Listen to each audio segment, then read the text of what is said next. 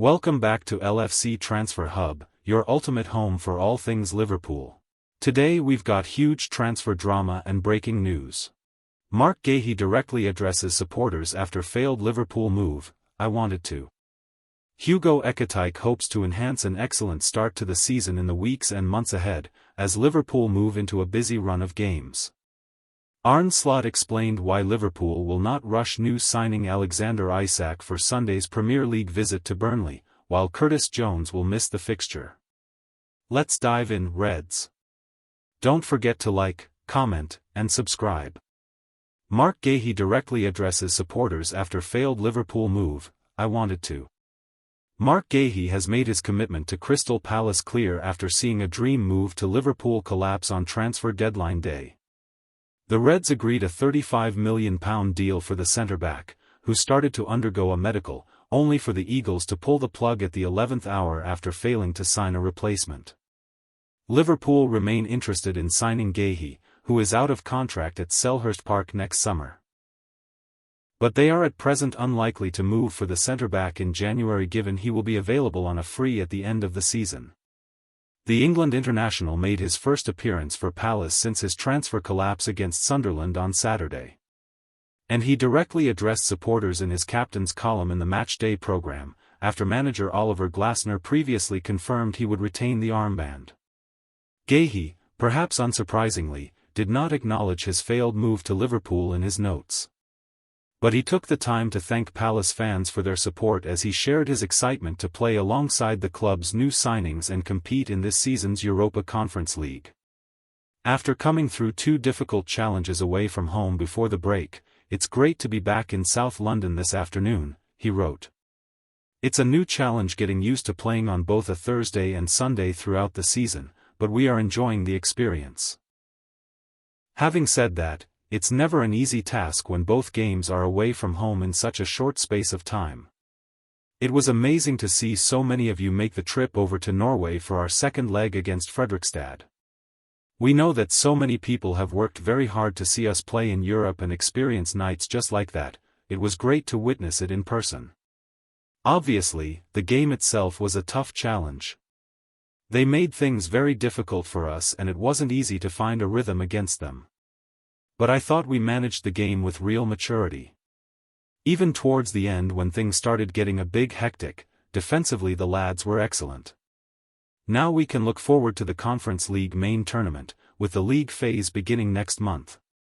I'm looking forward to seeing more of you on those European away days and hopefully we can bring our best on the pitch to match the occasions. To then go away to Aston Villa and produce the performance we did, I think speaks volumes about what this team is capable of. Villa are a good team, and before that game, had not lost in the league at home in over a year, so we knew we'd have to move on quickly from last season and be at our best. Once again everyone raised their level and pulled out a top-level team display. The commitment and willingness to the defensive work helped us survive a tough period after half-time. Thankfully we were then able to take our chances at the other end and, in the end, fully deserved the win. I wanted to personally thank you for the support we received at both games. As a group of players, we know the sacrifices so many of you will have had to make to give us your support in Norway and then again in Birmingham just 3 days later. It's never taken for granted. I'd like to welcome Jeremy, Pino, JD, Canvit, and Christantis, Uche to the team. They will all bring a high level of quality to the squad and I look forward to playing alongside them. Looking at today's game, we have another challenging task against a Sunderland team who have started the season very well. Our travelling support is always special to us, but now is a chance to show everyone once again that Selhurst Park is up there with the very best atmospheres in the Premier League. We'll all be giving everything to get another 3 points this afternoon. Make some noise, back the team and let's keep this fantastic run going. Glasner and chairman Steve Parish would also not reference Guehi's almost exit in their own columns in the programme. But the Palace manager did share his relief at the transfer window now being closed after retaining the services of his captain.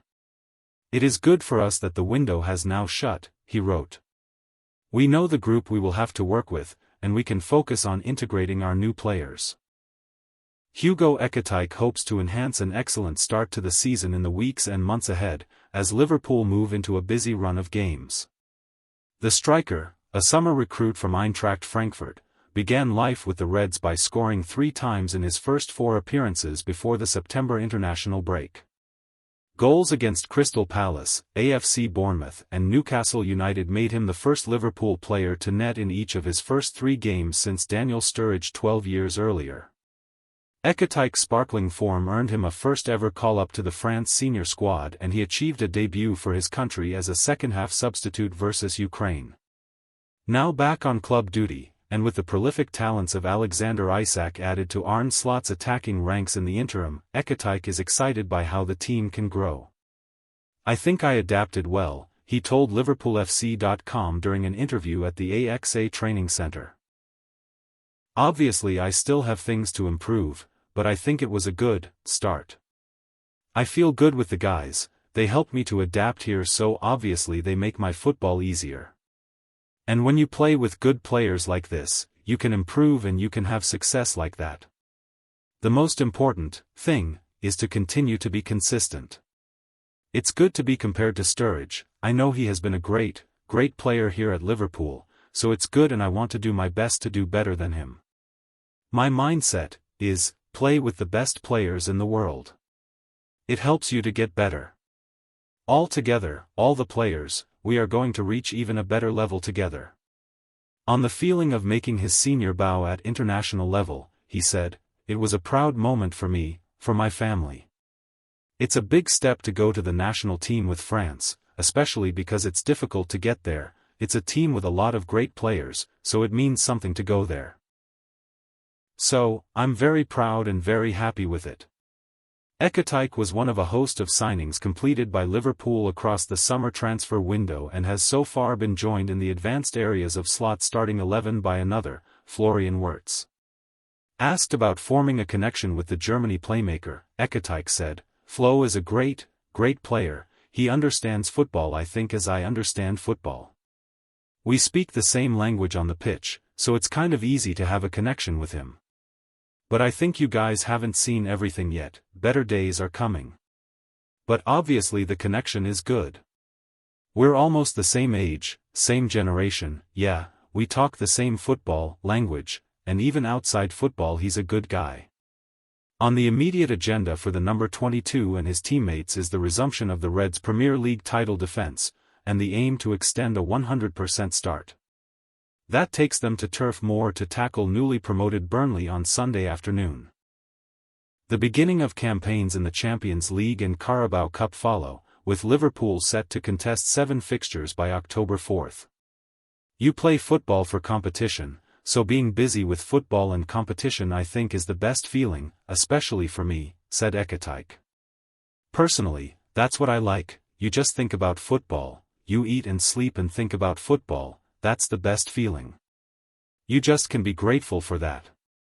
I know 2 or 3, Burnley, players from the youth team in the French national team, and I know they are good players, so I'm sure that's a good team.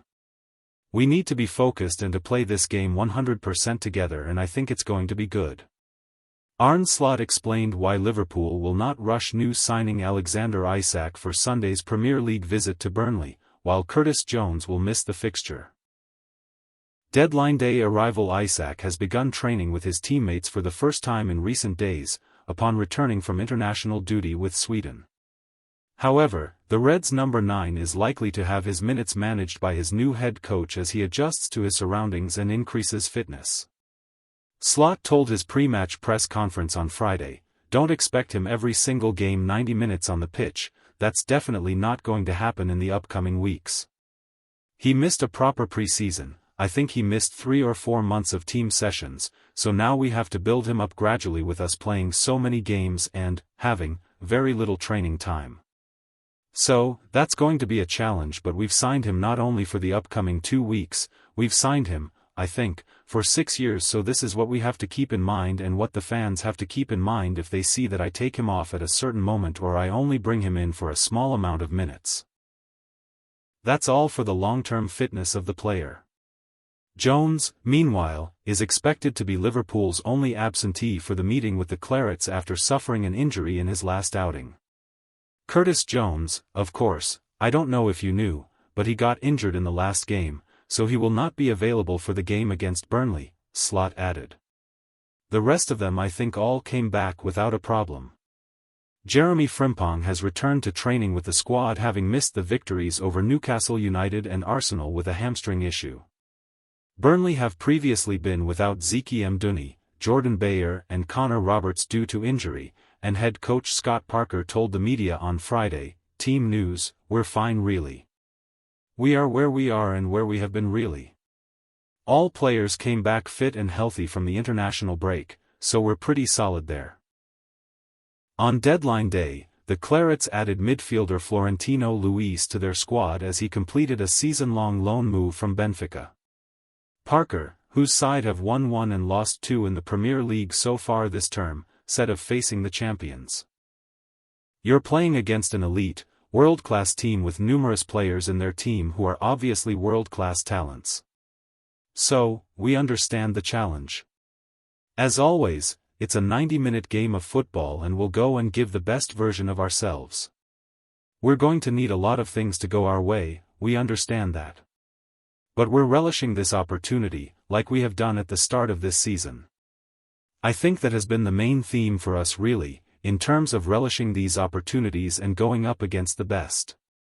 And no doubt, we're going up against an extremely good team, which we've seen over many years now. We're looking forward to it." Last match. Manchester United 3-2 Burnley, August 30th. Dubravka, Walker, Ekdal, Esteve, Hartman, Cullen, Ugachukwu, Brune Larson, Mejbri, Anthony, Foster. Liverpool 1-0 Arsenal, August 31st. Alisson, Szoboszlai, Van Dijk, Konate, Kirkez, Gravenberch, Mac Allister, Wirtz, Sulla, Gakpo, Ekitike.